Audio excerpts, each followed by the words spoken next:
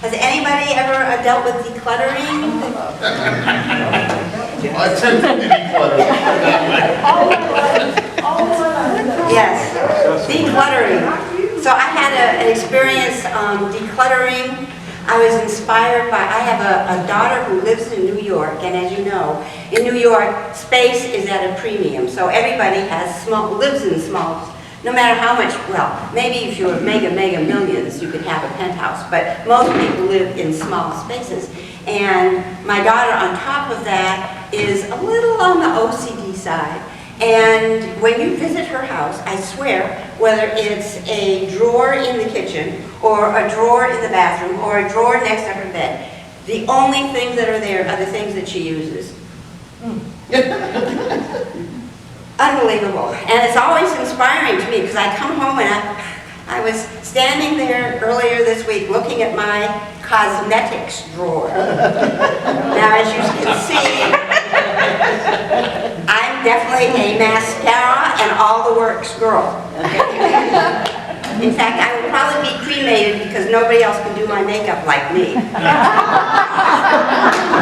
So, looking into this drawer full of lipsticks and all the rest of it, and I just noticed, I suddenly just thought, I wanted to be like Katie's drawer, and I took that drawer.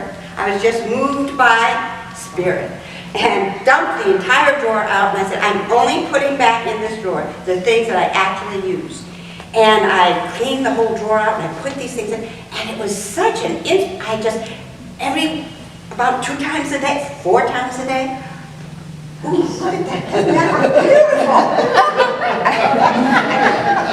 And it started me thinking that maybe the reason we have so much trouble with decluttering, whether it's spiritual or physical, is our perspective about it.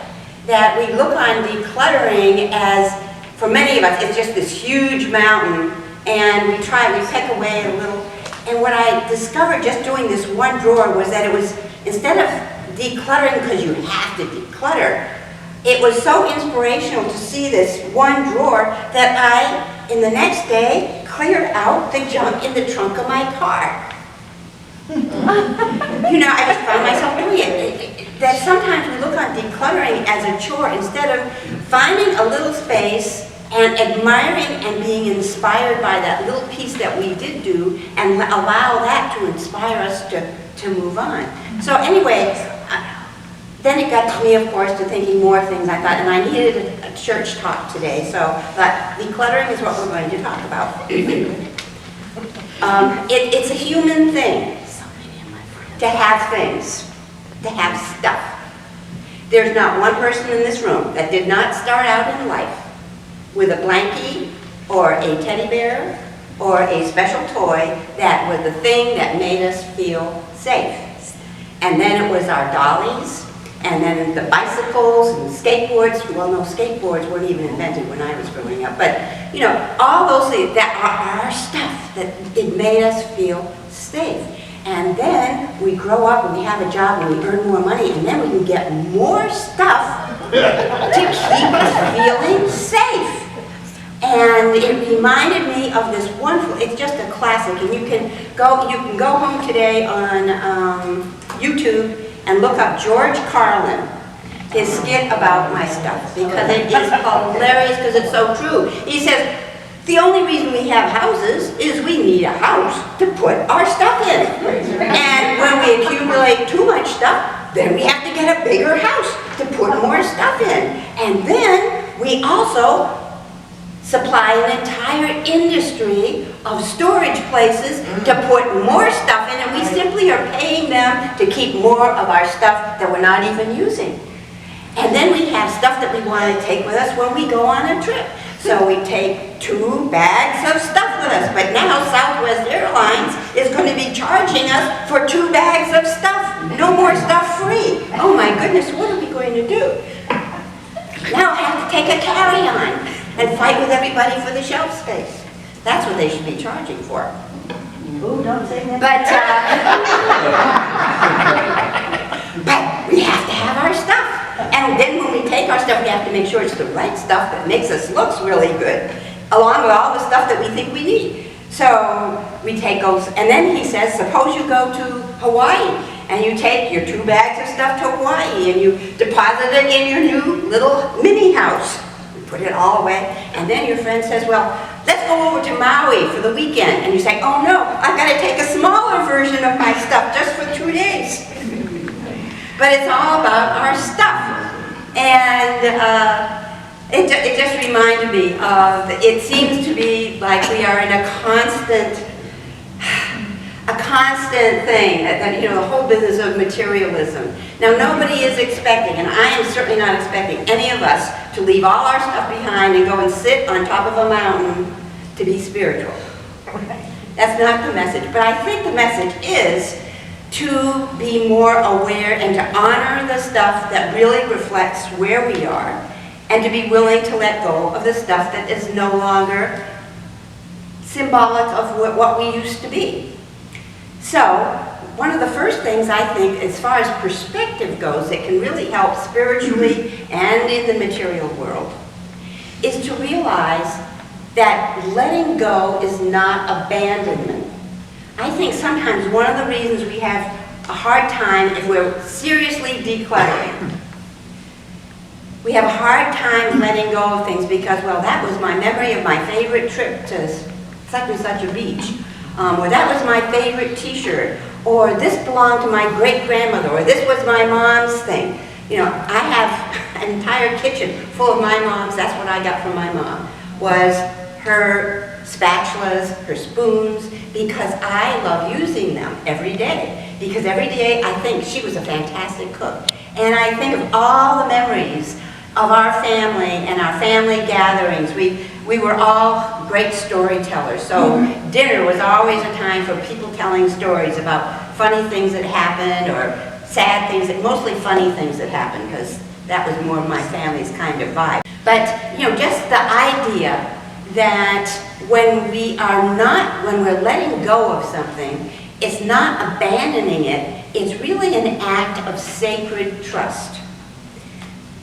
For instance, in my cosmetics drawer, there had to be at least 5 tubes of concealer.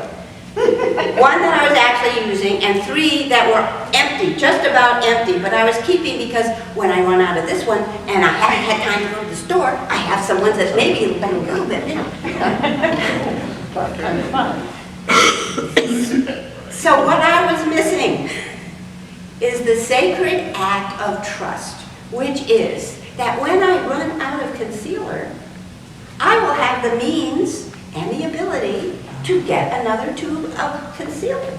And when we are letting go of something, whether it is concealer, or maybe want to conceal a relationship, whatever it is we're letting go of, setting boundaries. When we're letting go of things, it is an act of trust in divine presence that we are moving on to something greater. We are making space for good to come in. And really, that's what we're here for. Whether you call it life school or whatever, we are here to evolve. No matter what religion you are looking at this particular situation of being human from, we're here to evolve. So as you evolve, it's natural that you outgrow things. And if we leave them behind, it means we are opening ourselves up to growing spiritually. And when we let go of things, we are trusting in a universe that is going to take care of everything for us. So by letting go, it really is a sacred act. It's not an act of abandonment. And even with the things of emotional content, it's one thing to have a spatula of my mother's that I can think of all the meals and how she used to cook. She used to have it, I forget what it, she had, remember when frying pan, let's see, an automatic, it was an electric frying pan, and you had it on your counter. And of course it could probably wet your counter, but I remember her making donuts with that. I mean, I have so many memories of it, good things. But anyway, it's about keeping the things that are really meaningful and letting go of the things And not that we're abandoning them, but we're either putting them to better use or we're letting them go because we are ready to grow.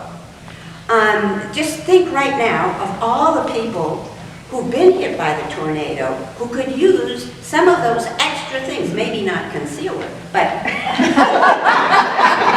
if we have extra dishes, extra clothing, extra furniture that's down in the basement that nobody's using, or stuff that we have in storage nobody's using. Maybe the spiritual thing to do is to realize that we have grown, we're no longer using them, and it's time to let them go and give them to somebody who really treasures them and who really needs them.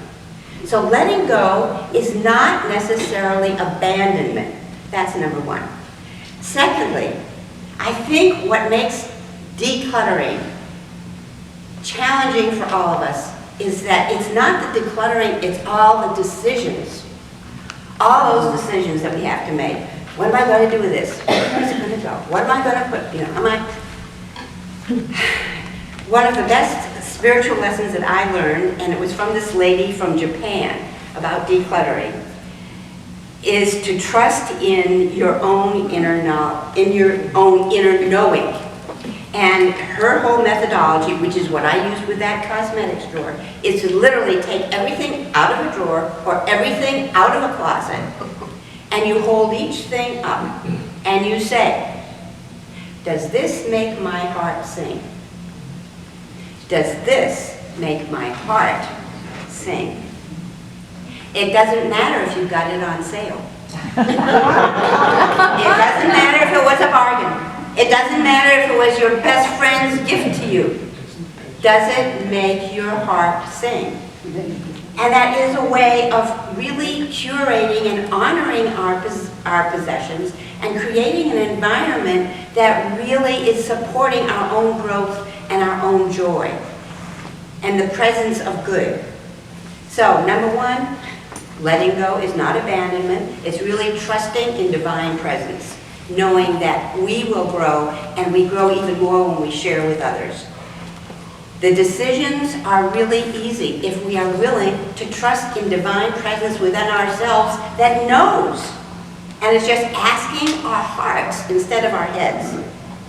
It doesn't matter if it was on sale. Does it make my heart sing? I do have, and there's some emotional possessions that we keep. I keep in my closet a sweater from my sister. I have 2 sweaters from my sister. I have one of my mother's favorite house dresses, and they're in a place of honor because when I open my closet, I remember them and I acknowledge them. That's quite different from having a whole bag of stuff stuffed in a closet that you never look at. So maybe part of this whole business is to start looking at ourselves as curators of our lives, of having things that we really choose to have in our lives, not just physical things, but spiritual things, the presence of other relationships, the kind of work we're doing. When we get restless and fussy and grumpy, it's usually because there's something that needs to go. And it's time for us to be willing to let it go and to trust that good is on the way. So it's important to create space. And creating space is not only just about things, it's also creating space in our own lives for spirit to be present. It might be that we have a very specific ritual for meditating every morning or journaling, some form of self-awareness, or it can be as simple as taking a walk and being present with the beauty of nature. Or it can be as simple as being with another person and truly listening to them before we jump in and tell our story of how it was just like us. Oh yes, I did that too, blah, blah, blah, blah, blah. Which I know we're just trying to relate to the other person, but listening, really being fully present for another human being is one of the greatest gifts that we can give. But we can only give it when we have space, mentally and emotionally and spiritually, to let other people in, instead of carrying around a head full of thoughts, all distractions, about our stuff and about where we think it should be and what we're doing and where we're going. about ourselves instead of focusing on others. That's one more lesson about decluttering. Decluttering our life so that we can be present not only in our life, but in the life of other people. So the final message really is, we are the curators of our own lives. And when we make choices about relationships, about stuff, about our relationship to spirit, when we make the choice just to come here on a Sunday to remember who we really are, those are all things that create joy. Those are all things that create more spiritual growth, more ways for us to be closer to divine presence every day, every minute. To have the joy of oneness, to experience that joy of being connected to all there is. That's when we give ourselves space for self-expression and for creativity. It's for when we are able to have the space that we can give of ourselves to others and serve others, because we're not dragging a whole bunch of our own stuff around, whether it's mental, emotional, or physical. And the joy of recognition that it is indeed a blessing to be here, to be present, and know that beyond all appearances of clutter, there is a place where all is well, and we are just getting closer and closer to finding that special place. Thank you.